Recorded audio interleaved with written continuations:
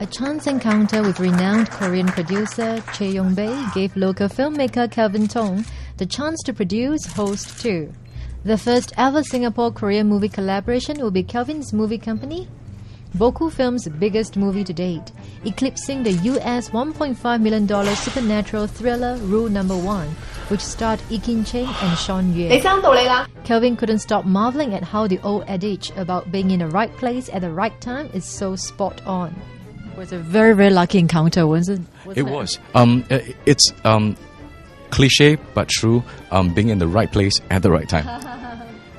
As a prolific filmmaker who got just chance through his consistently good work, does Kelvin Tong have a secret desire to direct a film? No. I wouldn't do that because, number one, I think the success of the Host franchise is beyond the CG. I think it's a very wonderful expression of Korean storytelling. If you watch the first one, I think you will agree that it's a very different film if it wasn't in Korean. If it wasn't set in Seoul, then you wouldn't have all that fantastic drama and especially that social political background. So, I think for Host 2, it's best if it's left to a very good Korean director. I wouldn't dream of doing it because I don't think I would do it justice. I think in comparison, I think my contribution would be much more valuable and meaningful if I produce alongside Mr. Chae, this Korean director, in making Host 2 hopefully as successful as the first one, but more importantly, maybe this time around a little bit even more international than the first one. Like you said, right, the Host one is tackles a lot like social, political issues. I wonder if you would try to go in depth, with these themes for the Host 2. I think we will definitely keep that flavor of having a social political background because I think that is one of the distinguishing marks of the Host, because without it would just be a very good monster film, but with it becomes a meaningful monster film, and definitely for Host 2 we want to retain that. But I think the issues that we'll be looking at this time around will be different from environmental ones, because I think you have to surprise audiences every time, and so hopefully with the sequel we'll find something surprising. Are you guys going to keep the monster? Oh yeah, definitely. I think the same monster. Okay. I'm not at liberty to say at this point in time, but expect the unexpected. So, what difference do you think you will make to this film as a Singaporean producer?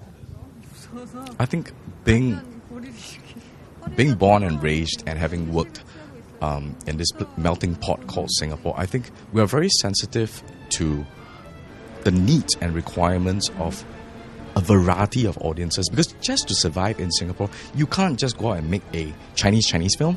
Sure. Because because our box office is while it's healthy, but it's also small, and so you need to be very strategic. You need to make sure that the English educated will find your film interesting, and hopefully our Malay counterparts or Indian counterparts would actually support the film as well. So I think we grew up with that sensibility, and so working alongside Korean players like Chonganam Film, I think what I hope to bring to it really is a heightened sensibility that, hey, when you can, open up your film. Make it all the more cinematic.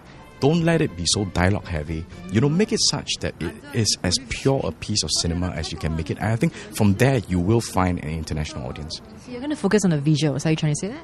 I'll focus on story first, and from there, I think you, in collaboration with the director we ultimately choose, then of course the visuals and the design of the film, and then even beyond that, the way the film is angled to the public, and then ultimately the way it is distributed. And so I think all those, to be honest, it's quite a lot of it is actually virgin territory, because I think within Asia, we're very good at making Hong Kong films. We're very good at making China films. We're very good at making Bollywood films. We're very good at making Korean or Japanese films. But for the true co-productions that actually hope to find, say, hopefully a fair amount of Western audiences, I don't think beyond Crouching Tiger, anybody has really done that. So I think it's still early days for that kind of films, but and we hope that Host 2 will belong to that body of work, that can be described as very mainstream but very Asian entertainment that actually is aimed not just within Asia but at international marketplace as well. Oh, wow. Okay, that's a really high target, isn't it? Oh, yeah, it's causing me many sleepless nights, but set the bar high.